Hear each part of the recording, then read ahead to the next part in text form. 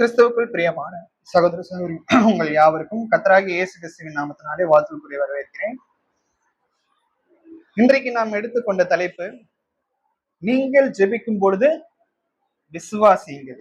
பாருங்க, ஜெபம் எல்லாருமே பண்றோம். நிறைய பேர் நிறைய விஷயத்துல கர்த்தரிடத்துல விசுவாசமா இருக்கும்.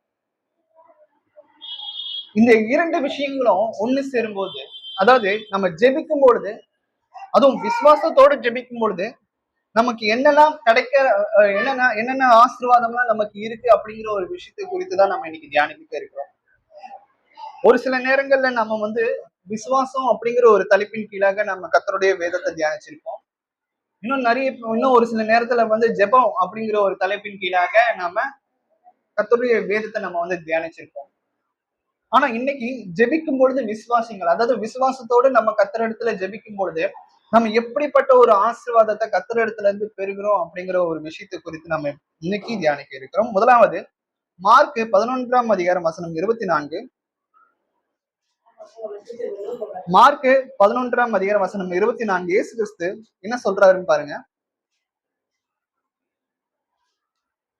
அதனால் நீங்கள் ஜெபம் பண்ணும்போது எவைகளை கேட்டுக் கொள்வீர்களோ அவைகளை பெற்றுக் கொள்வோம் என்று விசுவாசிங்கள், அப்பொழுது அவைகள் உங்களுக்கு உண்டாகும் என்று சொல்கிறேன். பாருங்க, ஆதலால் நீங்கள் ஜெபம் பண்ணும்போது எவைகளை கேட்டுக் கொள்வீர்களோ அவைகளை பெற்றுக் கொள்வோம் என்று விசுவாசிங்கள்.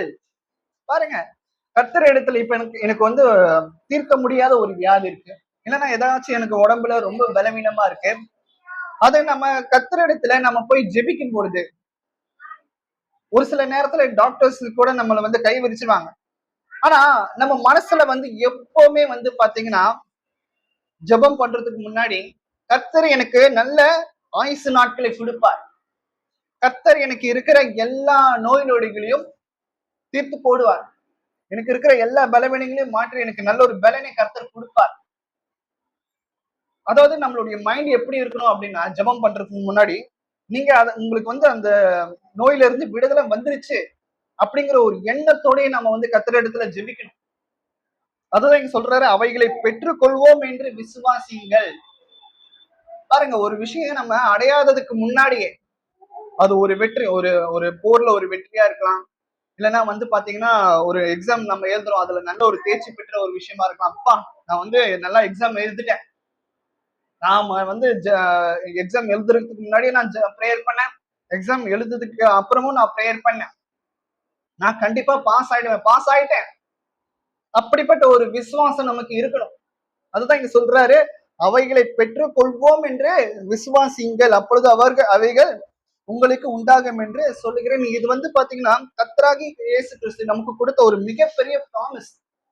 மனுஷனுடைய வார்த்தைகள் மாறினாலும் மாறும், ஆனா கர்த்தராகி இயேசு கிறிஸ்துனுடைய வார்த்தை எப்பொழுதுமே மாறாது. ஒரு சில பேர் நாம ப்ரேயர் பண்ணும் போதே அது நடக்குமோ நடக்காதோ, ஒரு கான்பிடன்ஸ் இல்லாம, ஒரு விசுவாசம் இல்லாம, ஒரு நம்பிக்கை இல்லாம அவங்க ஜெபிப்பாங்க. அப்படி இருக்கும் பொழுது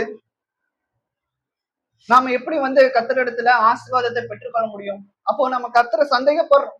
கர்த்தருக்கு அப்படிப்பட்ட ஒரு வல்லமை இல்ல, கர்த்தர் நான் கேட்கிற அந்த ஒரு விஷயத்த கர்த்தருக்கு கொடுக்கறதுக்கு தெம்பு இல்ல, அவருக்கு பவர் இல்ல, சக்தி இல்ல அப்படின்னு நம்ம நினைச்சிட்டு இருக்கோம்.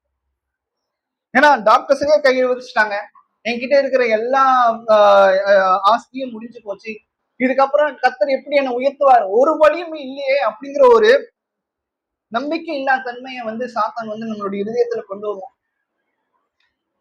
அதாவது எல்லாம் இருக்கும் போது கர்த்தர் விசுவாசிக்கிறது ஒரு பெரிய விஷயம் கிடையாது. நம்ம கிட்ட எல்லாமே இழந்ததுக்கு பிறகு கூட, அது உடல் ரீதியா நம்ம பாதிக்கப்பட்டிருந்தாலும் கூட, பண ரீதியா நமக்கு பாதிக்கப்பட்டிருந்தாலும் கூட, உறவுகள் ரீதியா நம்ம ரொம்ப பின்தங்கி இருந்தாலும் கூட, அந்த நேரத்துல கர்த்தர் எனக்கு எல்லா விஷயத்தையும் செய்து முடிப்பாருங்கிற ஒரு விசுவாசம் தான் நமக்கு தேவை. ஏன்னா யோபு எடுத்துக்கோங்க, யோபுக்கு தன்னிடத்துல இருந்த எல்லா சொத்து பத்து ஆஸ்தி பிள்ளைகள் நிறைய, அவருக்கு உடம்புல இருக்கிற எல்லா பிரச்சனையும் இருந்தாலும் கூட கர்த்தர் இடத்துல அவன் வைத்திருக்கிற அந்த விசுவாசத்தை அவன் இழக்கல. கர்த்தர் அவனுக்கு ரெட்டிப்பான ஆசீர்வாதத்தை கொடுத்தார். நமக்கு சந்தோஷமா இருக்கும் போது கர்த்தரை தேடுகிறதை காட்டிலும், கர்த்தர் நம்ம இடத்துல இருந்து எல்லா விஷயத்தையும் எடுத்ததுக்கு பிறகு நம்ம எந்த அளவுக்கு நம்ம கர்த்தர் இடத்துல உண்மையா இருக்குங்கிறத அவரை வந்து பாக்குறேன். என்னங்க பிரதர், நீங்க வந்து விசுவாசத்தோடு ஜெபம் பண்ண சொல்றீங்க. ஆனா நான் விசுவாசத்தோட ஜெபம் பண்ணேன். ஆனா எனக்கு இன்னும் பின்னுக்கு தானே தள்ளிட்டு போயிட்டு இருக்கேன். நான் எப்போ முன்னுக்கு வருது அப்படின்னு கேட்கும் பொழுது நமக்குள்ள நம்ம வந்து கேள்வி கேட்கணும். அந்த அந்த சோதனை காலத்துல கூட நம்மளுடைய விசுவாசம் எந்த அளவுக்கு இருக்கு, அந்த பின்வாங்குதல்ல கூட நம்மளுடைய விசுவாசம் எந்த அளவுக்கு இருக்கு அப்படிங்கறத நம்மளே நாம யோசிச்சு பார்க்கணும். இங்க இயேசு கிறிஸ்து அப்படிதான் சொல்றாரு, நீங்கள் ஜெபம் பண்ணும் போது எவைகளை கேட்டுக்கொள்வீர்களோ அவைகளை பெற்றுக்கொள்வோம் என்று விசுவாசிங்கள், அப்பொழுது அவைகள் உங்களுக்கு உண்டாகும் என்று சொல்லுகிறேன். இந்த ஒரு விஷயம் எப்போ வருது அப்படின்னா, இயேசு கிறிஸ்து வந்து பாத்தீங்கன்னா ஒரு அத்திமரத்துக்கிட்ட போயிட்டு ஒரு பழத்தை வந்து எதிர்பார்ப்பாரு. அவருக்கு ரொம்ப பசியா இருக்கும். ஆனா அந்த அத்திமரம் வந்து பாத்தீங்கன்னா எந்த ஒரு கனியும் கொடுக்காது. அவர் வந்து பாத்தீங்கன்னா நீ வந்து இனி யூஸ் ஆக மாட்ட, நீ வந்து பட்டு போயிடுவ அப்படின்னு சொல்றாரு. அடுத்த நாள்லயே வந்து பாத்தீங்கன்னா அந்த அத்திமரம் வேரோட பட்டு போனதை எல்லாருமே வந்து பார்த்தாங்க. பரவாயில்லையே, சொன்ன அடுத்த செகண்டே வந்து பாத்தீங்கன்னா அடுத்த நாளே அந்த மரம் வந்து பாத்தீங்கன்னா பட்டு போச்சு, எதுக்குமே உதவாம போயிடுச்சு அப்படின்னு எல்லாம் ஆச்சரியப்படுறாங்க. மார்க் 11 கூட வாசிக்கும் பொழுது மார்க் 11 கூட வாசிக்கும் பொழுது மறுநாள் காலையிலே அவர்கள் வழியாக போகும்போது அந்த அத்திமரம் வேரோடே பட்டு போயிருக்கிற பாருங்க பாருங்க, இந்த இந்த ஒரு சிச்சுவேஷன்ல தான் வரும்பொழுது கத்துறாங்க. அவங்க கேக்குறாங்க, எப்படிங்க நீங்க இந்த அளவுக்கு வல்லமை படைத்தவரா இயேசு கிறிஸ்து? அவர் சொன்ன அடுத்த செகண்டே வந்து பாத்தீங்கன்னா அந்த அந்த அத்திமரம், நல்லா இருந்த அத்திமரம் பட்டு போச்சு அப்படின்னு. அந்த நேரத்துலதான் வந்து பாத்தீங்கன்னா கத்தராகி இயேசு கிறிஸ்து சொல்றாரு இந்த வசனத்தை, நீங்கள் ஜெபம் போடும்போது எவைகளை கேட்டுக்கொள்வீர்களோ அவர்களை பெற்றுக்கொள்ளும். இதுல இருந்து நமக்கு என்ன தெரியுது அப்படின்னா, கத்தராகி இயேசு கிறிஸ்துக்கு மட்டும் பிதாவாகிய தேவன் அப்படிப்பட்ட ஒரு வல்லமையை கொடுக்கல. கத்தராகி இயேசு கிறிஸ்து மூலியமா இதே வல்லமையை இங்க இருக்கிற ஒவ்வொருத்தருக்கும் வந்து கொடுத்திருக்கிறார். என்ன அப்படின்னா, நமக்கு அந்த கடுகளவு விசுவாசம் தான் நமக்கு கண்டிப்பா தேவைப்படுது. எபிரேயர் 11 கூட சொல்றாரு பாருங்க. எபிரேயர் 11 விசுவாசம் இல்லாமல் தேவனுக்கு பிரியமா இருப்பது கூடாத காரியம். ஏனென்றால் தேவனிடத்தில் சேருகிறவன் அவர் உண்டென்றும் அவர் தம்மை தேடுகிறவர்களுக்கு பலன் அளிக்கிறவர் என்றும் விசுவாசிக்க வேண்டும். பாருங்க, கர்த்தர் எல்லாருடைய ஜெபத்தை கேட்பார். நல்லா யோசிப்பாங்க. கர்த்தர் வந்து யாருடைய ஜெபத்தையும் வந்து கேட்க மாட்டார், ஒரு சில பேருடைய ஜெபத்தை தான் கேட்பார் அப்படின்ட்டு கிடையாது. கர்த்தர் வந்து எல்லாருடைய ஜெபத்தை கேட்பார். ஆனா யாருடைய ஜெபத்திற்கு அவர் ரெஸ்பான்ஸ் பண்ணுவார் அப்படின்னு பாத்தீங்கன்னா, யார் இடத்துல உண்மையான விசுவாசத்தோட நம்ம வந்து ஜெபம் பண்றோம். பாருங்க, நமக்குள்ள எல்லாமே போனாலும், சொத்து பத்து நிறைய நோய்நொடிகள் வந்தாலும் சரி, நம்மளால எந்த ஒரு எழுந்திருக்கவே முடியாத ஒரு சூழ்நிலையிலும் கூட கர்த்தர் வந்து நமக்கு கை தூக்கி நிறுத்துவார். அப்படிங்கிற ஒரு விசுவாசம் எப்ப நமக்கு இருக்குதோ, அந்த ஒரு கடுகளவு விசுவாசம் எப்ப நமக்கு இருக்குதோ, அது வரைக்கும் தொடர்ந்து ஜெபம் பண்ணிட்டே இருங்க. இல்லைன்னா நீங்க ஜெபத்திலே கூட கேட்கலாம், பிதாவே நான் விசுவாசத்துல ரொம்ப சோர்ந்து போயிருக்கேன், தயவு செஞ்சு நான் விசுவாசத்துல இன்னும் அதிகமா விருத்தி அடையணும், நான் இன்னும் அதிகமா உங்களிடத்துல சேரணும். சாத்தான் வந்து பாத்தீங்கன்னா இந்த உலகத்துல இருக்கிற கவலைகளை என் மனசுல வந்து வச்சிருக்கான். உங்ககிட்ட வைத்திருக்கிற அந்த விசுவாசத்தை அவன் எடுத்து போடும்படி அவன் பார்த்துக்கிட்டு இருக்கான். நான் விசுவாசத்துல இன்னும் குறைஞ்சு போயிட்டு இருக்கேன், நான் நினைச்சது எதுவுமே நடக்க மாட்டேங்குது, நான் கேட்கறது ஜெபம் பண்றது எதுவுமே நடக்க மாட்டேங்குது, நான் ரொம்ப பின்வாங்கி போயிட்டு இருக்கேன், என்னை சுத்தி இருக்கிறவங்க எல்லாம் வாழ்க்கையில முன்னேறிட்டு போயிட்டு இருக்காங்க. பாருங்க, நம்மளுடைய விசுவாசத்தை சோதிக்கிறார் கர்த்தர். அவன் எந்த அளவுக்கு என்னிடத்துல விசுவாசம் இருக்கு. ஆனா கர்த்தர் நம்மளை ஆசீர்வதிக்கணும் முடிவு பண்ணிட்டா யாரு நினைச்சாலும் அது தடுக்கவே முடியாது. எந்த ஒரு சாத்தானுடைய கிரியை, எந்த ஒரு சத்துரு நினைச்சாலும் அது தடுக்க முடியாது. எல்லா கதவுகளையும் விலக்கி, எல்லா இடையூறுகளையும் விலக்கி கர்த்தர் வந்து பாத்தீங்கன்னா நமக்கு அப்படிப்பட்ட ஒரு ஆசீர்வாதத்தை கொடுக்கக்கூடியவரா இருக்கார். 2 கொரிந்தியர் 5:7 கூட வாசிக்கும் பொழுது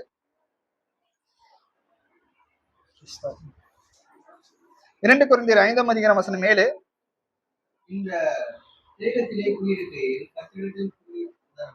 2 கொரிந்தியர் 5ஆம் அதிகாரம் 5:7.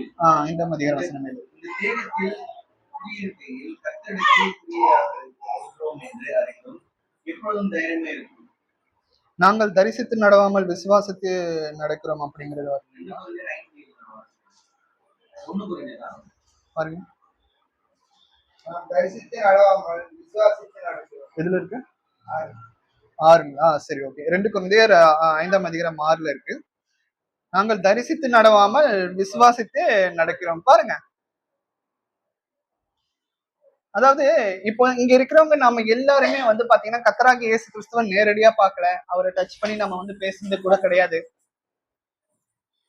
நாம இருந்தாலும் கர்த்தராகிய இயேசு கிறிஸ்துவானவர் ஒருத்தர் இருந்திருக்கிறார். பிதாவாகிய தேவன் 2000 வருஷத்துக்கு முன்பாக தன்னுடைய ஒரே பேரான குமாரனை இந்த பூமிக்கு அனுப்பி பாடுபடும்படி செய்து நம்மளுடைய பாவங்களை அவர் மீது சுமந்து நமக்காக அவர் வந்து ஜீவ பலியாக மாறினார். அவரை நம்ம விசுவாசிக்கிறவங்க எல்லாருமே கெட்டு போகாம நித்திய ஜீவனை அடையும்படி கர்த்தர் வந்து செய்யறார். இது எல்லா விஷயத்தையும் நம்ம வந்து விசுவாசிச்சு அதுக்கப்புறம் தான் நம்ம வந்து ஞானஸ்நானம் எடுத்திருக்கோம். இங்கேயும் வந்து பாத்தீங்கன்னா அப்போஸ்தலனாகிய பவுல் கர்த்தராகிய இயேசு கிறிஸ்து உயிரோடு இருக்கும் பொழுது அவரை நேரடியா பார்த்தது கிடையாது. இருந்தாலும் வந்து பாத்தீங்கன்னா அவர் மரித்து உயிர் தேர்ந்ததுக்கு பிறகு அப்போஸ்தலனாகிய பவுலுக்கு வந்து காட்சி அளிக்கிறார்.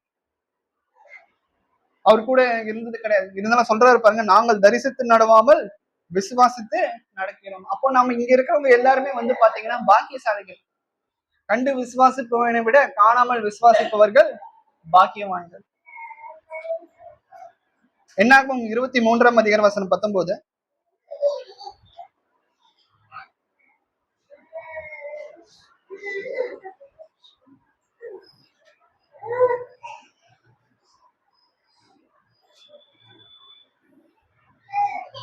பொய் சொல்ல தேவன் ஒரு மனிதன் அல்ல, மனம் மாற அவர் ஒரு மனுஷனும் அல்ல, அவர் சொல்லியும் செய்யாதிருப்பாரோ. பாருங்க, மனுஷன் தான் வந்து பாத்தீங்கன்னா ஒரு சில ப்ராமிஸ் பண்ணுவான், நான் உனக்கு அது பண்றேன் இது பண்றேன் அப்படின்ட்டு. ஒரு கணவன் வந்து ஒரு மனைவிக்கு நிறைய ப்ராமிஸ் பண்ணணும், அந்த எல்லா ப்ராமிஸையும் வந்து நிறைவேற்ற முடியுதா? முடியல. நீங்க வந்து கல்யாணம் பண்ணும்போது ஒவ்வொருத்தர் இடத்துல வந்து ஒரு இந்த மாதிரி சொல்லுவாங்க, என் மனைவி நான் வந்து கடைசி வரைக்கும் நான் நல்லா வச்சு பார்த்துப்பேன், என் கணவனோட நான் நல்லா வச்சு பார்த்துப்பேன் அப்படின்ட்டு. கடைசி வரைக்கும் அவங்க அந்த ப்ராமிஸ்ல வந்து இருக்கிறாங்களா? கொஞ்சம் யோசிச்சு பாருங்க. நிறைய விஷயங்கள் வந்து பாத்தீங்கன்னா வேறுபடுது. மனுஷன் நைட்டு ஒண்ணு சொல்லுவான், காலையில அதை மறந்துடுவான், வேற ஒண்ணு நடக்கும். ஆனா கர்த்தர் அப்படி கிடையாது. நம்ம பிளைண்டா வந்து பாத்தீங்கன்னா கர்த்தரை நம்ம வந்து விசுவாசிக்க மாட்டோம். நமக்குள்ள ஒவ்வொரு நாளும் வந்து பாத்தீங்கன்னா அவருடைய வல்லமை நம்ம வந்து நேரடியா பார்த்திருப்போம். நான் கேட்ட உடனே கர்த்தர் எனக்கு கொடுத்திருக்கிறார், அவர் எப்படிப்பட்டவரா இருக்கிறார் அப்படிங்கறத நம்ம உணர்ந்துதான் வந்து பாத்தீங்கன்னா விசுவாசம். சும்மா ஏதோ குருட்டாம்போக்குல எல்லாருமே சர்ச்சைக்கு போறாங்க, கர்த்தரை வந்து விசுவாசிச்சா எனக்கு அது நடக்கும். நாம வந்து ரியலைஸ் பண்ணணும், கர்த்தர் வந்து பாத்தீங்கன்னா என்னுடைய வாழ்க்கையில எப்படிப்பட்ட ஒரு திருப்பத்தை வந்து கொடுத்திருக்கிறார். நான் ஏன் கிறிஸ்துக்குள்ள இருக்கேன்? இந்த உலகத்துல எவ்வளவோ மக்கள் வந்து தேவனை விட்டு பின்வாங்கி போயிருக்காங்க, விக்கிரகத்துல மூழ்கி இருக்காங்க. இருந்தாலும் கர்த்தர் ஏன் என்ன சூஸ் பண்ணி இருக்கிறார்? அதற்காக அதெல்லாம் நம்ம வந்து யோசிச்சு பார்க்கணும். கர்த்தர் வந்து நம்மளை வந்து அவர் கூட இருக்க விரும்புகிறார். பரலோக ராஜ்யத்துல கர்த்தராகிய இயேசு கிறிஸ்து வந்து பாத்தீங்கன்னா வலது பாரசத்துல வீட்டிருக்கிறார், பிதாவாகிய தேவனுடைய வலது பாரசத்துல. அந்த இடத்துல நாமளும் போய் சேரணும் அப்படிங்கிற ஒரு விருப்பம் அவருக்கு இருக்கு. அதனாலதான் நம்ம கிறிஸ்துக்குள்ள இருக்கிறோம், கர்த்தராகிய இயேசு கிறிஸ்துவை ஏற்றுக்கொண்டு இருக்கிறோம். பொய் சொல்ல தேவன் ஒரு மனிதன் அல்ல. அப்போ அவருடைய வார்த்தைகள் எல்லாமே வந்து பாத்தீங்கன்னா புறமிடப்பட்டவை. நம்ம ஸ்டார்டிங்லயே நம்ம வந்து என்ன வாசிச்சோம்? நீங்கள் ஜெபம் பண்ணும்போது எவைகளை கேட்டுக்கொள்வீர்களோ அவைகளை பெற்றுக்கொள்வோம் என்று விசுவாசிங்கள். நிறைய பேர் வந்து பாத்தீங்கன்னா அந்த ஒரு விசுவாசத்தோடு ஜெபிக்க மாட்டாங்க. ஓகே, நான் கேட்டது எனக்கு கிடைச்சிடுச்சு, கிடைக்க போகுது. பூமிக்குரிய ஆசீர்வாதமா இருந்தாலும் சரி, ஆவிக்குரிய ஆசீர்வாதமா இருந்தாலும் சரி. நான் ஒரு சொந்த வீடு, ஒரு நல்ல கார், எனக்கு நல்ல ஒரு உத்தியோகம், நல்ல ஒரு வேலை வாய்ப்பு எனக்கு கிடைக்க போகுது. ஏன் அப்படின்னா நான் கர்த்தர் இடத்துல ஜெபிச்சிட்டேன், நான் விசுவாசத்தோடு ஜெபிச்சிட்டேன். அதற்கு உண்டான முயற்சியை கர்த்தர் எனக்கு வந்து போட வைப்பார், அதுக்கு உண்டான பலனை நான் அனுபவிப்பேன். இப்ப இல்லைன்னாலும் கூட கண்டிப்பா ஒரு காலகட்டத்துல நான் அனுபவிப்பேன். அப்படிப்பட்ட ஒரு விசுவாசத்தோடு நம்ம வந்து ஜெபிக்க வேண்டியது அவசியமாக இருக்கு. அடுத்ததாக கூட பழைய ஏற்பாட்டின் காலத்துல நிறைய பேர், நிறைய ஆத்மாக்கள், நிறைய தீர்க்கதரிசிகள் எல்லாருமே வந்து பாத்தீங்கன்னா விசுவாசத்தோட ஜெபிச்சிருக்காங்க. உதாரணத்துக்கு அண்ணாளுக்கு வந்து பாத்தீங்கன்னா குழந்தை இல்லை. 1 சாமுவேல் 1:18 அண்ணாளுக்கு வந்து குழந்தை இல்லை. அவ அழுது ஜெபிக்கிறாங்க, விசுவாசத்தோடு ஜெபிக்கிறாங்க. கர்த்தர் அருமையான ஒரு குழந்தைய சாமுவேல் கொடுத்தாரு. சாமுவேல் வந்து ஒரு பெரிய தீர்க்கதரிசியா மாறுகிறார். அவங்க பொருத்தனை பண்ண மாதிரி சாமுவேலை வந்து சர்ச்சுக்கு கொடுத்துடுறாங்க. 1 சாமுவேல் 1:18 அப்பொழுது அவள் உம்முடைய அடியாளுக்கு உம்முடைய கண்களிலே தயை கிடைக்கப்பட்டது என்றார். பின்பு அந்த ஸ்திரீ புறப்பட்டு போய் போஜனம் செய்தாள். அப்புறம் அவள் இல்லை. பாருங்க, இங்கேயும் வந்து பாத்தீங்கன்னா அந்த ஒரு ஆசீர்வாதத்தை நேரடியா பாக்குறதுக்கு முன்பாக, ஒரு விஷயத்த நேரடியா பாக்குறதுக்கு முன்பாக அவ ஃபர்ஸ்ட் பண்ண ஒரு விஷயம் என்ன அப்படின்னு பாத்தீங்கன்னா, பிலீவ் பண்றான். கர்த்தரால எனக்கு குழந்தைய கொடுக்க வல்லமை படைத்தவர், அவருக்கு எல்லா சக்தி பவர் எல்லாமே இருக்கு. ஆபிரகாம் அப்படிதான். அவனுக்கு 100வது வயசுல ஒரு குழந்தைய வந்து கொடுக்கிறார், ஈசாக். 75வது வயசுல ப்ராமிஸ் பண்றார். கண்டிப்பா வந்து பாத்தீங்கன்னா அவர் அப்படிப்பட்ட ஒரு அதிசயத்தை செய்ய வல்லமை எல்லாமே இருக்கு. நம்மளுடைய வாழ்க்கையில கூட ஒரு சில விஷயங்கள் நடக்க முடியாது, ரொம்ப கஷ்டம் அப்படின்னு தயவு செஞ்சு எதையுமே நினைச்சிடாது. நம்மளால முடியாதுதான். ஒரு மனுஷனால தனிப்பட்ட முறையில ஒரு விஷயம் செஞ்சு முடிக்கிறது, கஷ்டமான விஷயம் செஞ்சு முடிக்கிறதுக்கு அது எதுவாக இருந்தாலும் அது கஷ்டம்தான். இது இயேசு கிறிஸ்துவே சொல்றாரு, இது மனுஷனால் கூட தான், ஆனா தேவனால் எல்லாம் கூட. அதாவது தேவனால் ஒரு சில விஷயம் மட்டும்தான் கூடும், ஒரு சில பேருக்கு தான் அவர் வந்து பண்றாரு, அப்படி கிடையாது. தேவனால் எல்லாம் கூடும் அப்படின்ற. அப்படி இருக்கும் பொழுது நமக்கு வருகிற சோதனைய, ஒரு ஒரு பிரச்சனைய ஒரு மலை போல இருந்தாலும், அதை நம்ம விட்டு கடந்து போக முடியாம இருந்தாலும், அந்த பிரச்சனையில இருந்து நம்ம வந்து வெளிவர முடியாம இருந்தாலும், அந்த நேரத்துல முட்டிக்கால் போட்டு நம்ம பெரிய விஷயம்லாம் பண்ணவே தேவையில்லை. கொஞ்சம் ஒரு 5 மினிட்ஸ் முட்டி போட்டு ஜபம் பண்ணும்பொழுது, விசுவாசத்தோடு ஜபம் பண்ணும்பொழுது கர்த்தர் நம்மளுடைய ஜபத்தை கேட்கிறார். அந்த ஜபத்தை கேட்டதுக்கு பிறகு அவர் கொடுக்கக்கூடிய அந்த வல்லமையை பாத்தீங்கன்னா ரொம்ப அற்புதமா இருக்கும். நான் மலை போல நினைச்சிட்டு இருந்த அந்த விஷயம் அது எப்படி என் கண்ணு முன்னாடி போச்சு அப்படிங்கிறது தெரியாம. ஆனா நிறைய பேர் என்ன தெரியுமா பண்ணுவாங்க, அந்த பிரச்சனையை நீங்கினதுக்கு பிறகு கர்த்தர் தான் எனக்கு அப்படிப்பட்ட ஒரு சுகத்தை கொடுத்தார், கர்த்தர் தான் எனக்கு அப்படிப்பட்ட ஒரு வல்லமையை கொடுத்து அந்த பிரச்சனையில இருந்து நீங்கும்படி செய்தாருங்கிற அந்த விஷயத்தை உணர மாட்டான். உணரணும், இது மனுஷனால் உண்டானதல்ல. கர்த்தர் எப்படி கிரியை செய்வார்? அவர் டைரக்டா வந்து கிரியை செய்வாரா? இல்ல, மனிதர்கள் மூலியமா தான் கிரியை செய்வார். ஒரு மனுஷன் நமக்கு ஒரு உதவி செஞ்சு அந்த பிரச்சனையில இருந்து விடுவிச்சான் அப்படின்னா, அந்த மனுஷனுக்கு நம்ம ஃபர்ஸ்ட் முக்கியத்துவம் கொடுக்கறதுக்கு பதிலாக கர்த்தருக்கு நம்ம நன்றி செலுத்தணும். அதன் பிறகு அந்த மனிதருக்கு நம்ம நன்றி செலுத்தணும். ஏன் அப்படின்னா, கர்த்தர் வந்து அந்த ஒரு மனுஷனை கொண்டு நமக்கு இருக்கிற பிரச்சனையை தீர்த்து வைத்திருக்கிறார். ஏதோ ஒரு விதத்துல கர்த்தர் நமக்கு ஒரு நம்மளுடைய வேண்டுதல்களை அவர் வந்து நிறைவேற்றிருக்கிறார். 1 ராஜாக்கள் 18:44 கூட, 1 ராஜாக்கள் 18:44, இதோ மனுஷனுடைய கைப்பிடி உள்ள ஒரு சிறு மேகம் சமுத்திரத்துல இருந்து எழும்பினாது. அதாவது இங்க எலியா வந்து பாத்தீங்கன்னா மழைக்காக ஜபம் பண்ணுகிறார். அங்க அந்த அந்த அந்த இடத்துல எலியா வாழ்கிற அந்த இடத்துல வந்து பாத்தீங்கன்னா பஞ்சம், பட்டினி, மழையே இல்லை. கர்த்தர் வேணுட்டு தான் பண்றாரு. ஏன்னா அவங்க அந்த அந்த அளவுக்கு கர்த்தரை வந்து பாத்தீங்கன்னா ரொம்ப இது பண்ணாங்க, கர்த்தருக்கு பிரியம் இல்லாத காரியத்தை பண்றாங்க. சோ அதனால வந்து பாத்தீங்கன்னா அந்த தேசத்துல மழை இல்லாம வந்து பண்ணிக்கிறார். ஆனா எலியா வந்து கருத்தோட மழை பெய்யணும் அப்படின்ட்டு ஜெபிக்கிறார். ஒரு சில பேர் வந்து வானிலை மையத்துல போயிட்டு எதிர்பார்ப்பாங்க, நாளைக்கு மழை வருமா வராதா அப்படின்னு சொல்லிட்டு. அவங்களும் வந்து பாத்தீங்கன்னா அவங்க கிட்ட ஒரு டேட்டா இருக்கும், அந்த டேட்டா வச்சுதான் அவங்க வந்து கணிச்சு சொல்லுவாங்க. ஆனா இருந்தாலும் 100% மழை வருமா அப்படின்ட்டு சொல்ல மாட்டாங்க. வாய்ப்புகள் இருக்குன்னு தான் சொல்லுவாங்க. ஒரு சில இடத்துல வாய்ப்புகள் இருக்கு, ஒரு சில இடத்துல கனமழை வாய்ப்பு இருக்கு, அந்த மாதிரி தான் சொல்லுவாங்க. இன்னும் ஒரு சில பேரு நான் பெரிய தீர்க்க தரிசனம் சொல்றேன்னு சொல்லிட்டு இன்னைக்கு பாருங்க மழை வரும், இன்னைக்கு அதாவது இன்னைக்கு நடக்கிற விஷயத்த சொல்லுவாங்க. அடுத்த நாள் அதுக்கு அடுத்த நாள் எப்படி இருக்குங்கிறது சொல்ல மாட்டாங்க. அதுவும் இப்போ வெளியே போய் பார்ப்பாங்க, தூரத்துல ஏதோ கருமேகமா வந்துகிட்டு இருக்கு, சரி ஓகே உள்ள வந்து மக்களை ஏமாத்தலாம் அப்படின்னு சொல்லி இன்னைக்கு மதியானத்துக்குள்ள நல்ல ஒரு மழை பெய்யும். ஏன் அப்படின்னா அவங்க வெளியே வரும்போதே கருமேகத்தை பார்த்துட்டு இருப்பாங்க. அப்படின்னா வந்து ஒரு சில பேர் சொன்னாங்க, தயவு செஞ்சு ஏமாந்துறாங்க. நீங்க எலியா பாருங்க, ஜெபிக்கிற மழை வரணும் அப்படின்னு சொல்லிட்டு விசுவாசம் உள்ள ஒரு ஜெபமா பண்றார். அதே போல கர்த்தர் வந்து அந்த இடத்துல மழையை வருஷிக்க பண்ணிக்கிறார். ஆபிரகாம் உங்க எல்லாருக்குமே தெரியும், ஆதியாகமம் 15ஆம் அதிகாரம் வசனம் 6ல அவன் ஆதியாகமம் 15ஆம் அதிகாரம் வசனம் 6 அவன் கர்த்தரை விசுவாசித்தான், அதை அவர் அவனுக்கு நீதியாக எண்ணினார். எல்லாருமே ரட்சிக்கப்படுறாங்க. இப்போ புதிய ஏற்பாட்டுல வந்து கர்த்தராக இயேசு கிறிஸ்துவை ஏற்றுக்கொள்றவங்க ரட்சிக்கப்படுவாங்க. பழைய ஏற்பாட்டின் காலத்துல நியாயப்பிரமாண கட்டளையை யார் வந்து கரெக்டா கீழ்ப்படிஞ்சு நடக்கிறாங்களோ அவர்களும் ரட்சிக்கப்படுவார்கள். அப்ப நியாயப்பிரமாணத்துக்கு முன்பாக வாழ்ந்தவங்க எப்படி ரட்சிக்கப்படுவாங்க? ஆபிரகாம் வந்து நியாயப்பிரமாணத்துக்கு முன்னாடி வாழ்ந்தாரு, அவருக்கு எந்த ஒரு பெரிய கட்டளையும் கொடுக்குறாரு. அவர் எப்படி ரட்சிக்கப்படுறாரு அப்படின்னா விசுவாசத்தை கொண்டு அவர் ரட்சிக்கப்பட்டார்.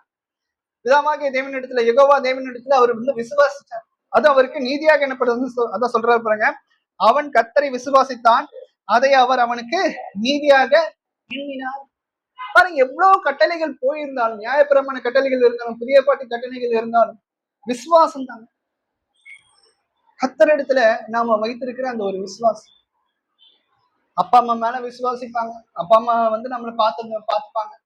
திருப்பிள்ளைகளுக்கு நமக்கு தெரியும், அப்பா அம்மா இறந்ததுக்கு பிறகு யார் நம்மளை பார்த்துப்பாங்க? நம்மளுடைய பிள்ளைகள் நம்மளை பார்த்துப்பாங்க. பிள்ளைகள் நமக்கு வந்து வயசான காலத்துல நமக்கு சோறு போடுவாங்க, பிள்ளைகளை நம்பிட்டு இருக்கோம். அப்போ கடைசி வரைக்கும் நம்ம வந்து இந்த பூமியில இருக்கும் பொழுது ஏதோ ஒரு மனுஷன் நம்ம வந்து டிபெண்ட் பண்ணி இருக்கிறோம்.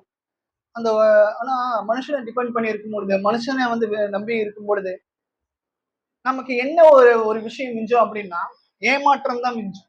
நல்லா யோசிக்கோங்க, மனுஷன் யார் யாரெல்லாம் முழுசா நம்பி இருக்காங்களோ, மனுஷனை மட்டுமே நம்பி இருக்கிறாங்களோ அவர்களுக்கு ஏமாற்றம் தான் மிஞ்சும். இதே கர்த்தரை நம்பி இருங்க, மனுஷன் என்ன கைவிட்டாலும் சரி, கர்த்தர் என் கூட இருக்கிற வரைக்கும் யாருமே என்ன ஒண்ணுமே பண்ண முடியாது. அப்படி இருக்கும் பொழுது மனுஷனை கொண்டு கர்த்தர் மனுஷனை கொண்டு நம்மளுடைய தேவைகளை சந்திப்பார். நமக்கு கிடைக்கிற எல்லா ஆசீர்வாதத்தையும் கர்த்தர் வந்து அருளை செய்வார். ஏன் அப்படின்னா நம்ம ஒருத்தர் இடத்துல தான் விசுவாசிச்சோம், கர்த்தராகிய இயேசு கிறிஸ்துவின் இடத்துல நம்ம வந்து விசுவாசிச்சோம். புதிய ஏற்பாட்டின் காலத்துலயும் நிறைய விசுவாசம் உள்ள ஒரு ஜெபம்லாம் நிறைய பேருக்கு நல்ல ஒரு பலனை கொடுத்துருச்சு. மார்க் 5ஆம் அதிகாரம் வசனம் 28, மார்க் 5ஆம் அதிகாரம் வசனம் 28. ஜனக்கூட்டத்துக்குள்ளே அவருக்கு பின்னாக வந்து அவருடைய உத்தரவு கொடுத்தாள். உடனே அவருடைய உத்தரத்தில் உடல் நின்று போயிற்று. அந்த வேதனை நீக்கி ஆரோக்கியம் அடைந்ததை அவள் தன் சரீரத்தில் உணர்ந்தாள். தம்மிலிருந்து வல்லமை புறப்பட்டதை தமக்குள் அறிந்து ஜனக்கூட்டத்துக்குள்ளே திரும்பி தன் வசத்தை பெற்றது யார் என்று கேட்டார். அவருடைய சீடர்கள் அவரை நோக்கி, பிரதான ஜனங்கள் உண்மை நெருங்கி கொண்டிருக்கிறதை நீ கண்டும் என்னை தொட்டது யார் என்று கேட்கிறேன் என்றார்கள். இதை செய்தவனை காணும்படிக்கு அவர் சுற்றிலும் பார்த்தார். தன்னிடத்திலே சம்பவங்களை அறிந்த அந்த பகுதியானவள் பயந்து நடுங்கி அவர் முன்பாக வந்து இருந்து உண்மையெல்லாம் சொன்னாள். அதாவது அவளுடைய விசுவாசம் என்ன அப்படின்னா, இந்த ஒரு ஸ்திரீக்கு வந்து பாத்தீங்கன்னா பெரும்பாலுள்ள ஸ்திரீ, அவங்களுக்கு உண்மையா இருக்கிற அவங்களுக்கு வந்து இருக்கிற பிரச்சனை அப்படின்னா அவங்களுக்குள்ள வந்து பாத்தீங்கன்னா ரத்தம் ஈஸியா வந்து வெளியே வந்துகிட்டே இருக்கும், பிளட். பெரும்பாலுள்ள ஸ்திரீ, அந்த அளவுக்கு சாத்தான் வந்து அவங்களை நிந்திச்சுட்டு இருந்திருக்கான். ஆனா அவங்களுடைய விசுவாசம் என்ன அப்படின்னு பாருங்க, ஃபர்ஸ்ட் கர்த்தராகிய இயேசு கிறிஸ்துவை விசுவாசிக்கிறாங்க. எப்படியாச்சும் அவரை போய் பார்க்கணும், அட்லீஸ்ட் அவர் வந்திருக்கிற இடத்துல ஒட்டுமொத்த நிறைய பேர் மக்கள் வந்து சூழ்ந்துகிட்டு இருக்காங்க. அப்படி இருக்கும் பொழுது இவங்க உள்ள போய் அவரை போய் பாக்குறதுங்கிறது ரொம்ப கஷ்டம். ஆனா இவங்களுக்குள்ள ஒரு விசுவாசம் இருக்கு, அட்லீஸ்ட் அவருடைய வஸ்திரத்தை தொட்டாலாச்சும் எனக்கு நல்ல ஒரு சுகம் கிடைக்குமா அப்படின்ட்டு அந்த கூட்ட நெரிசல்ல கர்த்தராகிய இயேசு கிறிஸ்துனுடைய வஸ்திரத்தை அவங்க தொடும் பொழுது இயேசு கிறிஸ்து உணர்றாரு, என்னிடத்துல இருந்து ஒரு வல்லமை பெறப்பட்டது அப்படின்னு. என்ன யார் தொட்டா அப்படின்னு ஃபர்ஸ்ட் கேட்கிறார். அப்போ சீஷர்கள் கேட்கிறாங்க, ஏன் இயேசுவே இந்த மாதிரி எல்லாருமே உங்களை சூழ்ந்துட்டு இருக்காங்க, கண்டிப்பா இந்த கிரௌடுல வந்து பாத்தீங்கன்னா எல்லாருமே உங்களை தொட்டிருப்பாங்க. நாங்க எப்படி வந்து கரெக்டா சொல்றது உங்களை தொட்டது யார் அப்படின்னு? இல்ல, என்னிடத்துல இருந்து ஒரு வல்லமை பெறப்பட்டது. அப்புறம் தான் வந்து பாத்தீங்கன்னா இந்த பெரும்பாடுள்ள ஸ்திரீ வந்து சொல்றாங்க, உங்களுடைய வஸ்திரத்தை தொட்டாலாச்சும் வந்து பாத்தீங்கன்னா எனக்கு சுகம் கிடைக்குமா. நம்ம நிறைய பேர் என்ன நினைச்சிட்டு இருப்போம் அப்படின்னா, அவருடைய வஸ்திரத்துக்கு ஏதோ ஒரு பவர் இருக்கு, அவரை தொட்டா ஏதோ ஒரு சக்தி இருக்கு அப்படின்னு நினைச்சிட்டு இருப்போம். அப்படி கிடையவே கிடையாது. அந்த ஸ்திரீனுடைய விசுவாசம் தான் அந்த ஸ்திரீயை ரட்சிச்சு, அந்த ஸ்திரீக்கு உள்ள இருக்கிற எல்லா பிரச்சனையும் நீக்கி பாருங்க. அதுதான் கர்த்தர் எதிர்பார்க்கிறார். நம்ம போய் கர்த்தராகிய இயேசு கிறிஸ்துவை போய் தொடணும் அப்படின்னு சொல்லிட்டு நம்ம வந்து அவர் நேர்ல பார்த்து நான் அவரை தொடணும். கோம மாதிரி நான் அவரை தொட்டதான் நான் நம்புவேன், விசுவாசிப்பேன். தாமஸ் அப்படிதான் பண்ணாரு. அப்புறம் தான் இயேசு கிறிஸ்து சொல்வாரு, கண்டு விசுவாசிக்கிறவனே காணாமல் விசுவாசிக்கிறவன் பாக்கியவான். சோ அந்த ஒரு விசுவாசம் உள்ள ஜெபம் தான் நமக்கு வந்து பாத்தீங்கன்னா எப்பவுமே நமக்கு நல்ல ஒரு பலனை கொடுக்கும். நிறைய விஷயங்கள் நம்ம பிளான் பண்ணுவோம். என்னுடைய குழந்தைங்களுடைய எதிர்காலம் வந்து நல்லா இருக்கணும், அமையணும். நல்லதுதான், எல்லா பெற்றோர்களும் எதிர்பார்க்கிற ஒரு விஷயம் தான். எனக்கு நல்ல ஒரு சுகம் இருக்கணும், பலன் இருக்கணும், என்னுடைய பேரன் பேத்திங்களை நான் வந்து பார்க்கணும், அவர்களோட நான் விளையாடணும், அது வரைக்குமாச்சும் நான் உயிரோடு இருக்கணும். பாருங்க, இதெல்லாம் நமக்குள்ள ஆசைப்படுறோம். நமக்குள்ள ஒரு டவுட், அது வரைக்கும் நான் உயிரோட இருப்பேனா? ஒருவேளை கர்த்தர் என்ன பாதையை எடுத்துக்கொண்டா? நிறைய கேள்விகள், சந்தேகங்கள் நமக்குள்ள இருக்கும். இது வந்து இயற்கையா இருக்கிற ஒரு விஷயம். ஒரு மனுஷனுக்கு, ஒரு மனுஷனா பிறந்தா சந்தேக புத்தி இயற்கையாவே இருக்கும். ஆனா அதை நம்ம பிராக்டிஸ் பண்ணணும். சந்தேகப்படாமல் ஜெபிப்பது எப்படி, விசுவாசத்துடன் ஜெபிப்பது எப்படி அப்படிங்கிற ஒரு விஷயத்த நம்ம வந்து ஒரே நாள்ல நடக்கிற விஷயம் கிடையாது. பிராக்டிஸ் பண்ணணும். we have to, அதாவது நம்ம வந்து இது ஒரு பிராக்டிஸா நம்ம வந்து பண்ணிட்டே இருக்கணும். தொடர்ந்து ஜெபிங்க, இடைவிடாமல் ஜெபிங்க, விசுவாசத்தோட ஜெபிங்க. எனக்கு கண்டிப்பா இது கிடைச்சிடும் கிடைச்சிடும் கிடைச்சிடும், நான் கேட்கறது கர்த்தர்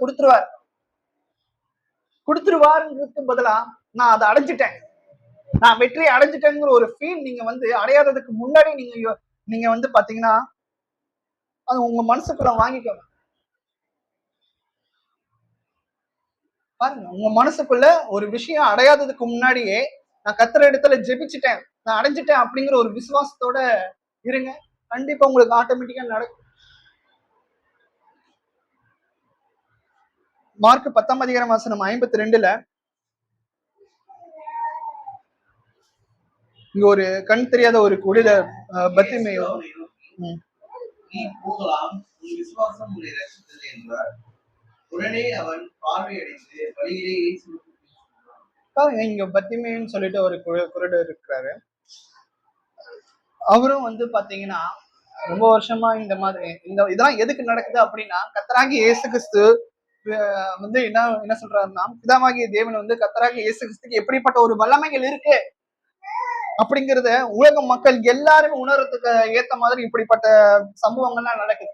இவர் வந்து பிறவிலே குருடனா இருக்கணும் அப்படிங்கிறத ஒரு விஷயம் வந்து எதனால அப்படின்னா, கர்த்தராகிய இயேசு கிறிஸ்துவினுடைய நாமம் இது மூலியமா உலகம் முழுக்க பிரசித்தமாகணும் அப்படிங்கிறதுக்காகவே இப்படிப்பட்டவர்கள் இப்படிப்பட்ட பலவீனத்தோட பிறந்திருக்காங்க. உன் விசுவாசம் உன்னை ரட்சித்தது என்றார். பாருங்க, அவனுக்கு பார்வை எப்படி கிடைச்சது? விசுவாசம் தான், நம்பிக்கை.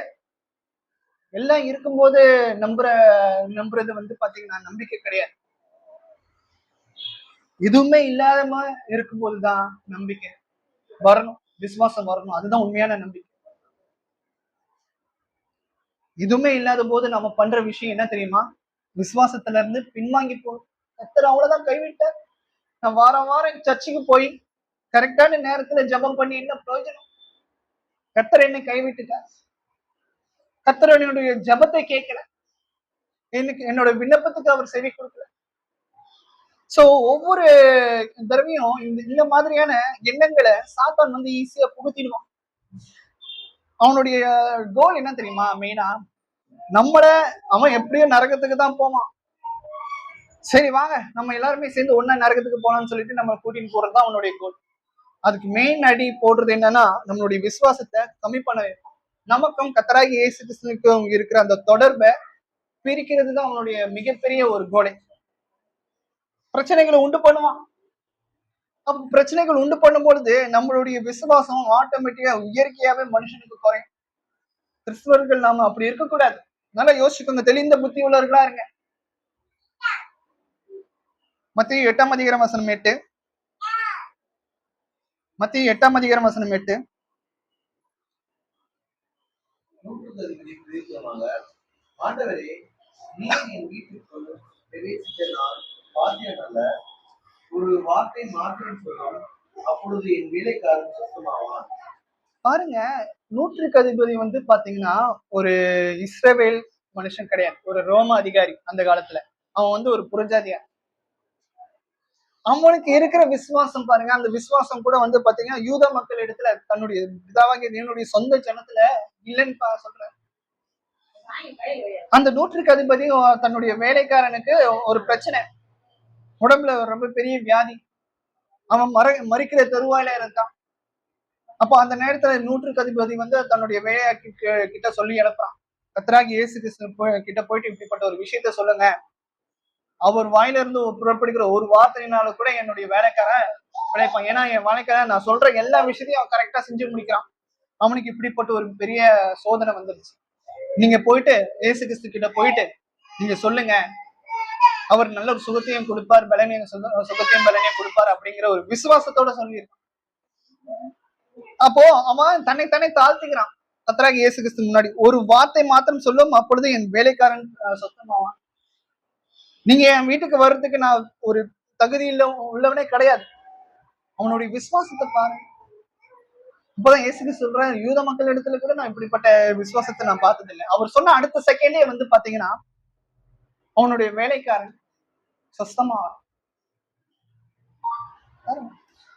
அது மாத்திரம் இல்லாமல் 1 யோவான் 5:14 நம்மளுடைய வேண்டுதல்கள், ஜபங்கள் எல்லாமே கேட்கப்படணும். எல்லாருடைய ஜபத்தையும் கேட்கிறார். அதுக்கு எல்லாருடைய ஜபங்களும் நிறைவேறப்படணும், சந்திக்கப்படணும் அப்படின்னா ஒரு 4 கண்டிஷன் இருக்கு. அந்த 4 கண்டிஷனையும் நான் இப்ப உங்களுக்கு சொல்ல போறேன். முதல் கண்டிஷன் 1 யோவான் 5:14. நாம் எதையாகிலும் அவருடைய திரும்பி கேட்டால் அவர் நமக்கு செவி கொடுக்கிறார் என்பதே அவரை பற்றி நாம் கொண்டிருக்கிற தைரியம். பாருங்க, நம்ம ஒவ்வொரு ஜபத்தையும் முடிக்கும் பொழுது என்னன்னு முடிக்கணும்? என்னுடைய சித்தம் இல்ல பிதாவே, உம்முடைய சித்தத்தின் பிரகாரம் நடக்க கடவுள். நம்ம எங்கேயாச்சும் வெளியே போறோம், நாளைக்கு உங்களை போய் மீட் பண்றேன், நாளைக்கு உங்களை சந்திக்கிறேன், நான் நாளைக்கு அதை அச்சீவ் பண்ணிடுவேன் அப்படின்னு சொல்றதுக்கு பதிலா நான் அதை பண்ணிடுவேன் நான் அதை பண்ணிடுவேன் அப்படின்னு சொல்றதுக்கு பதிலா கர்த்தருக்கு சித்தமானார் உங்களை நான் மீட் பண்றேன், கர்த்தருக்கு சித்தமானார் இந்த காரியம் நிறைவேறும் அப்படின்னு சொல்லி பாருங்க. அதான் சொல்றாரு, நான் எதையாகிலும் அவருடைய சித்தத்தின்படி கேட்டால் அவர் நமக்கு செவி கொடுக்கிறார் என்பதே பாருங்க. அப்போ நம்ம எல்லாமே நம்ம பிரேயர் பண்ணும்போது, ஜெபிக்கும் பொழுது, அந்த ஜெபத்தை நிறைவு செய்யும் பொழுது எங்களுடைய சித்தம் இல்ல பிதாவே, உங்களுடைய சித்தத்தின் பிரகாரம் நடக்க கடவுள். ஏன்னா இயேசு கிறிஸ்துவே கெத்செமனே தோட்டத்துல 3 தடவை பிரேயர் பண்றாரு. அந்த 3வது ஜெபத்துல என்ன சொல்லி முடிக்கிறாரு அப்படின்னா, இந்த பாத்திரம் என்னை விட்டு நீங்க கூடும்படி, நீங்க கூடும்படி செய்யும், இருந்தாலும் என்னுடைய சித்தம் இல்ல பிதாவே, உங்களுடைய சித்தத்தின் பிரகாரம் நடக்க கடவுது அப்படின்னு. அப்ப இயேசு கிறிஸ்துவே யோவா தேவனிடத்துல தன்னுடைய விருப்பத்தை ஒப்பு கொடுக்கும் பொழுது, நாமளும் நம்மளுடைய வேண்டுதல்கள் எல்லாவற்றையும் பாத்தீங்கன்னா நமக்கு தேவைகள் எல்லாமே இருக்கும். நமக்கு இருக்கிற பலவீனங்கள், நோய் நொடிகள் எல்லாமே குணப்படுத்தணும், குடும்பத்துல நல்ல ஒரு நிம்மதியை சந்தோஷத்தை கொடுக்கணும், படிச்சு லைஃப்ல முன்னேறணும், காசு பணம் சம்பாதிக்கணும், நல்ல ஒரு சொந்த வீடு, சொந்தமா கார், இந்த மாதிரி நிறைய விஷயங்கள் நமக்கும் எதிர்பார்ப்புகள் இருக்கு. கர்த்தர் இடத்துல இது எல்லா விஷயத்தையும் முன்மை எடுத்து வைத்து விட்டு நம்ம கடைசி சொல்ற விஷயங்கள் என்ன அப்படின்னா, என்னுடைய சித்தம் இல்ல பிதாவே, இதெல்லாம் எனக்கு கிடைக்கும், நான் விசுவாசிக்கிறேன், நீங்க எனக்கு தேவையான எல்லா காரியங்களையும் நீங்க செய்வீங்கிறத நான் விசுவாசிக்கிறேன், இருந்தாலும் என்னுடைய சித்தம் இல்ல பிதா, உங்களுடைய சித்தத்தின் பிரகாரமே நடக்க கடவுது அப்படின்னு சொல்லி முடியுங்க. இது நம்பர் 1 கண்டிஷன். நீங்க ஜபம் பண்ணும்போது நமக்கு எப்படி விசுவாசத்தோடு ஜபம் பண்ணும்போது நமக்கு நம்மளுடைய பிரேயர் எப்படி கர்த்தர் ரெஸ்பான்ஸ் பண்றாரு. 2வது கண்டிஷன் என்ன அப்படின்னு பாத்தீங்கன்னா, சந்தேகப்படாம, கர்த்தர் எனக்கு செய்ய மாட்டார், இருந்தாலும் நான் அவர் இடத்துல பிரேயர் பண்றேன், ஒருவேளை கிடைக்குமோ கிடைக்காதோ அப்படிங்கிற எந்த ஒரு சந்தேகப்படாமல் கத்தரிடத்துல ஜெபிக்கணும். ஃபர்ஸ்ட் நான் வந்து பாத்தீங்கன்னா எல்லாமே கத்தருடைய சித்தத்துக்கு ஒப்பு கொடுக்கணும் ஜெபத்துல அப்படின்னு சொன்னேன். இரண்டாவது வந்து பாத்தீங்கன்னா சந்தேகப்படாம. யாக்கோபு 1:6 வாசிக்கலாம். யாக்கோபு 1:6. ஆனாலும் அவன் எவ்வளாகிலும் சந்தேகப்படாமல் விசுவாசத்துக்குள்ளே சேர்க்கிறவன். சந்தேகப்படுகிறவன் காற்றினால் அடிபட்டு கடலின் அலைக்கு ஒப்பாயிருக்கிறான். நம்ம ஏற்கனவே சொன்ன மாதிரி ஒரு விஷயத்த நம்ம வந்து கத்தரிடத்துல கேட்கிறோம் அப்படின்னா அதை நம்ம கண்டிப்பா பெற்றுக்கொள்வோங்கிற ஒரு விசுவாசத்தோடு நம்ம வந்து ஜெபிக்கணும். ஓகே, காலையில டைம் ஆயிடுச்சு எந்திரிச்சு ஜெபிக்கிறோம், நைட்டு தூங்க போறதுக்கு முன்னாடி ஜெபிக்கிறோம், நல்லது, ரொம்ப ரொம்ப நல்லது. ஆனா உங்களுடைய ஜெபத்துக்கு ஒரு வேல்யூ கொடுக்கணும் அப்படின்னா, கத்தர் வந்து அதுக்கு உண்டான ரெஸ்பான்ஸ் பண்ணணும் அப்படின்னா, நம்ம எந்த அளவுக்கு அதை நம்ம விசுவாசத்தோட ஜெபிக்கிறோம், சந்தேகப்பட்டு ஜெபிக்கிறோமா? ஏன் அப்படின்னா உலக மக்கள் வந்து நம்ம காது பட நிறைய விஷயங்கள் சொல்லுவாங்க, அதெல்லாம் நடந்து முடியாது, இதெல்லாம் நடக்க வாய்ப்பு இல்லை, இவர் சுகம் பெற வாய்ப்பு இல்லை, உங்க பிரச்சனையை தீர்ந்து போக வாய்ப்பு இல்லை. ஏன்னா ஸ்டாட்டிஸ்டிக்ஸ் அப்படி சொல்லுது, சயின்ஸ் அப்படி சொல்லுது, இன்னும் நிறைய மேத்தமேட்டிக்ஸ் அப்படி சொல்லுது. நீங்க என்னதான் 0னாலும் 0 தான், 1னாலும் 1 தான். அப்படி இருக்கும் பொழுது நீங்க கத்தர் இடத்துல கேட்கிற ஒரு விஷயம் எப்படி உங்களுக்கு நிறைவேறும்? பாருங்க, இந்த மக்கள் வந்து பாத்தீங்கன்னா சயின்ஸை உள்ள புகுத்துவாங்க நம்ம மைண்ட்ல. நிறைய விஷயங்களை வந்து லாஜிக்கலா வந்து புகுத்துவாங்க. அந்த லாஜிக்கலா அவங்க பேசும் பொழுது ஓகே இதுதான் இப்படிதான் இயற்கையாவே இப்படிதான் இருக்கும் போல. ஆனா கர்த்தர் நல்லா யோசிச்சுக்கோங்க, இயற்கைக்கு மாற அவர் நிறைய காரியங்களை நமக்கு செய்யக்கூடியவரா இருக்கு. பாலைவனத்துல நீரூற்ற உண்டு பண்ணுகிறவர், கடலை இரண்டா பிணைக்கிறவர், இதெல்லாம் வந்து இயற்கைக்கு மாறா நடக்கிற ஒரு விஷயத்த கர்த்தர் பண்ணும்பொழுது நம்மளுடைய வாழ்க்கையிலும் கூட எல்லாருமே இந்த உலகம் முழுவதும் நமக்கு வந்து எதிர்த்து உன்னால அது பண்ண முடியாது, இது சாத்தியமே இல்லை அப்படிங்கிற ஒரு விஷயத்த சொன்னாலும் கூட நம்ம தேவனிடத்துல ஜெபிக்கும் பொழுது அவர்கள் சொன்னதை மைண்ட்ல வச்சுட்டு சந்தேகத்தோட நம்ம கத்தரிடத்துல கேட்காம, மனுஷன் என்ன சொன்னாலும் சரி, கத்தர் எனக்கு நான் கேட்கிற ஒரு விஷயத்த அவர் செய்து முடிப்பாருங்கிற ஒரு விசுவாசத்தோட நம்ம வந்து கேட்டோம் அப்படின்னா கத்தர் எல்லா காரியங்களையும் நமக்கு கை கூட வைப்பார். அப்போ 2வது விஷயம் அப்படின்னு பார்க்கும்பொழுது சந்தேகப்படாமல் நம்ம கேட்கணும். 3வது ஒரு விஷயம், மன்னிக்கிற இதயத்தோடு நம்ம வந்து கேட்கணும். வாசிக்கலாம், மார்க் 11:25. மார்க் 11:25.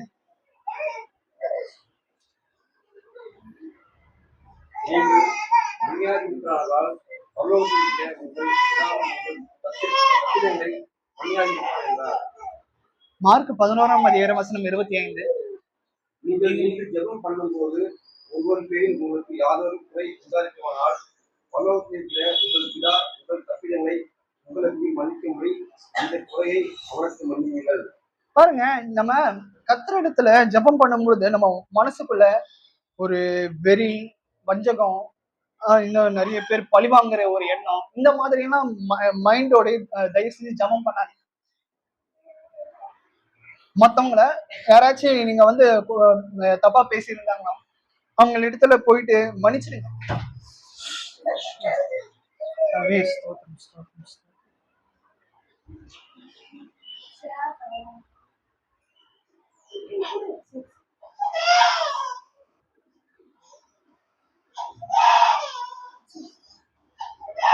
நம்ம வந்து பாத்தீங்கன்னா ஒரு மன்னிக்கிற ஒரு விஷயத்தோட நம்ம வந்து கர்த்தர் இடத்துல ஜெபம் பண்ண வேண்டியது அவசியமாக இருக்கு. சோ கடைசியாக வந்து பாத்தீங்கன்னா யாக்கோபு 4:3 கூட வாசிங்க.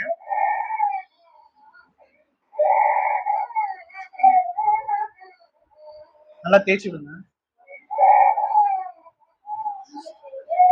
நீங்கள் விண்ணப்பம் பண்ணியும் உங்கள் இச்சையை நிறைவேற்றும்படி நிறைவேற்ற வேண்டும் என்று அதாவது விண்ணப்பம் பண்ணுகிறீர்கள். நீங்கள் விண்ணப்பம் பண்ணியும் தகாத விதமாய் கேட்கிறபடினால், அதாவது நாம என்ன நினைக்கிறோம் அப்படின்னா கர்த்தர் எல்லா விண்ணப்பங்களையும் கர்த்தர் நமக்கு வந்து நிறைவேற்றுவார் அப்படின்ட்டு நம்ம வந்து நினைச்சு தகாத மத்தவங்கள வந்து பழி வாங்கணும், அவனுக்கு முன்னாடி நான் வந்து முன்னேறணும், அவனை பழி வாங்கி நான் வந்து சாதிக்கணும் அப்படின்ட்டு நம்ம நிறைய விஷயங்களை நம்ம வந்து நினைச்சு கர்த்தர் இடத்துல நம்ம வந்து கேட்டுட்டு இருப்போம். இதுதான் வந்து பாத்தீங்கன்னா கர்த்தர் வந்து தகாத விதமாய் நீங்க கேட்கிறபடினா, அவன் என்ன பழி வாங்கிட்டான், அவன் என்ன சோதிச்சுட்டான், நான் அவனை வந்து திரும்பி பழி வாங்க போறேன் அப்படிங்கிற ஒரு விஷயத்தோடு நம்ம வந்து கர்த்தரிடத்துல பிரேயர் பண்ணோம். அப்படி இருக்கும் பொழுது அந்த ஒரு மோட்டிவேஷனை கூட கர்த்தர் வந்து பார்க்கிறார். சோ இங்க வந்து பாத்தீங்கன்னா 4 விஷயங்களை நம்ம வந்து இங்க வாசிச்சோம். ஒண்ணு வந்து ஃபர்ஸ்ட் வந்து பாத்தீங்கன்னா கர்த்தருடைய சித்தத்திற்கு ஏற்றபடி நம்ம வந்து ஜெபிக்கணும், இது ப்ரேயர் பண்ணணும். கர்த்தருடைய சித்தத்திற்கு நம்ம வந்து ஒப்பு கொடுக்கணும். இரண்டாவது வந்து பாத்தீங்கன்னா எந்த ஒரு சந்தேகப்படாமல் வந்து கர்த்தரிடத்துல நம்ம வந்து ப்ரேயர் பண்ணணும். மூன்றாவது ஒரு விஷயம், மன்னிக்கிற ஒரு இதயத்தோடு நம்ம வந்து கர்த்தரிடத்துல ஜெபிக்க வேண்டியது அவசியமாக இருக்கு. நாலாவது ஒரு விஷயம் என்ன அப்படின்னு பாத்தீங்கன்னா, நம்மளுடைய மோட்டிவேஷன் என்ன? மத்தவங்களை பழிவாங்கிறதுக்காக நம்ம ஜெபம் பண்றோமா, இல்லைன்னா நாம நம்மளுடைய லைஃபை பார்த்துட்டு முன்னேறணும் அப்படிங்கிறதுக்காக ஜெபம் பண்ணணுமா அப்படிங்கிற நிறைய விஷயங்கள் நம்ம வந்து தகாத விதமா ஜெபிப்பாங்க. எனக்கு ரொம்ப நான் உலகத்திலேயே ரொம்ப மிகப்பெரிய பணக்காரன் அவன் கொடுப்பார், அதுக்கு இன்னும் நிறைய விஷயங்கள் இருக்கு. ஆனா அதுவே வந்து பாத்தீங்கன்னா ஒரு பேராசையா மாறிடக்கூடாது. கர்த்தர் வந்து எல்லா விஷயத்தையும் நான் கேட்டா கொடுப்பாரு அப்படின்னு சொல்றீங்க. நான் உலகத்திலேயே நம்பர் 1 பணக்காரன் ஆகணும் அப்படின்ட்டு கேட்கிறாரு. இன்னைக்கு நான் கேட்கிறேன், அது தருவாரா? நம்மளுடைய இருதயத்தை பார்ப்பார். நீ வந்து உலகத்திலேயே நம்பர் 1 பணக்காரன் ஆனா நீ மக்களுக்கு என்ன பண்ணுவ? நீ உனக்கு மட்டுமே சொத்து சேர்த்து வச்சுப்பியா, இல்லைன்னா மத்தவங்களுக்கு நீ வந்து உன்னால முயன்ற ஒரு விஷயத்த நீ கொடுப்பியா? என்னன்னா ஒரு கட்டத்துல நீ வந்து உலகத்திலேயே நம்பர் 1 பெரிய பணக்காரன் ஆனா உன்னுடைய ஆத்மா எப்படி இருக்கும்? நீ சுயநலமா இருப்பியா, பொதுநலமா இருப்பியா? இந்த எல்லா விஷயத்தையும் யோசிச்சு பார்த்துதான் கர்த்தர் வந்து நமக்கு நல்ல ஒரு பலனை கொடுப்பார். சோ 4 விஷயத்த நம்ம வந்து ப்ரேயர் பண்ணும்போது யோசிச்சு பார்க்கணும்.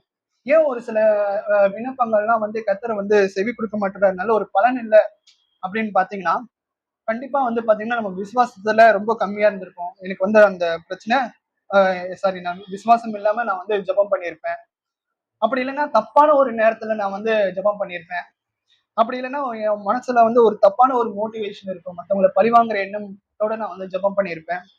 இல்லைன்னா வந்து பாத்தீங்கன்னா நான் மத்தவங்களை போய் மன்னிக்காம என் மனசுல வஞ்சக ஒரு புத்தியோட நான் வந்து ஜெபம் பண்ணியிருப்பேன். இன்னும் ஒரு சில நேரங்கள்ல கர்த்தர் வந்து நமக்கு கேட்கறத கொடுக்கல அப்படின்னா, அதை தாண்டி கர்த்தர் நமக்கு ஒரு மிகப்பெரிய ஆசீர்வாதத்தை கர்த்தர் வைத்திருக்கிறாருங்கிற ஒரு விஷயத்தை நம்ம வந்து புரிஞ்சுக்கணும். ஒரு சில விஷயங்கள் நம்ம கேட்ட உடனே கிடைக்காது. எனக்கும் என் வாழ்க்கையில எனக்கு தனிப்பட்ட ஒரு பிஹேவியர் என்ன அப்படின்னு பாத்தீங்கன்னா, ஒரு ஆட்டிடியூட் என்ன அப்படின்னா, எனக்கு ஒரு சில விஷயம் நான் எதிர்பார்க்காத நேரத்துல எனக்கு கிடைக்கல அப்படின்னா நான் ரொம்ப ரொம்ப டென்ஷன் ஆயிடும்.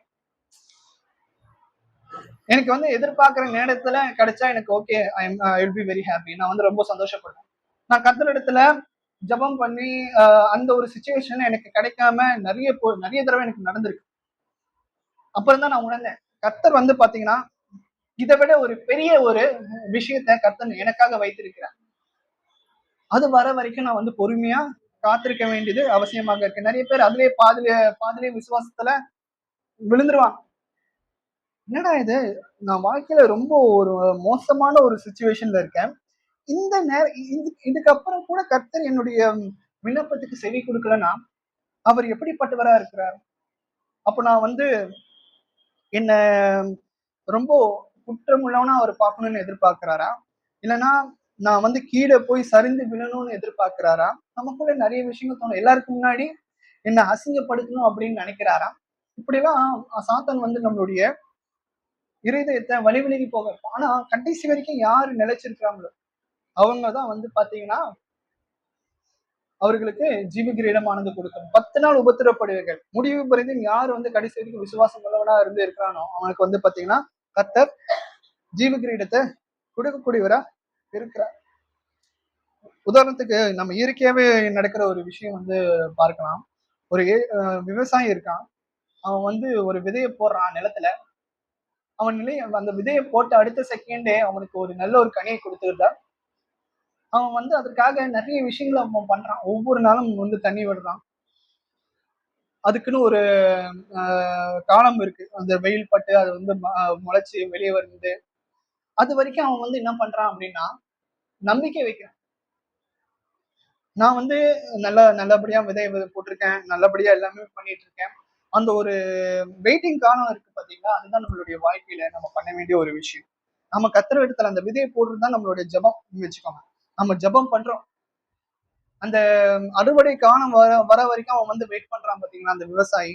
அதே போல நம்ம எதிர்பார்க்கிற ஒரு விஷயம் வர வரைக்கும் நம்ம இடைவிடாமல் ஜெபம் பண்ணிட்டே இருந்து நான் கர்த்தருக்காக நம்ம காத்துட்டு இருக்க வேண்டியது அவசியமாக இருக்கு.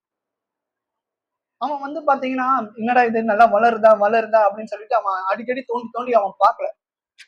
தோண்டி தோண்டி பார்த்துட்டே இருந்தான்னு வச்சுக்கோங்களேன், அது கடைசி வரைக்கும் நல்ல ஒரு முளைக்கவே முளைக்காது, வளரவே வளராது அந்த செடி.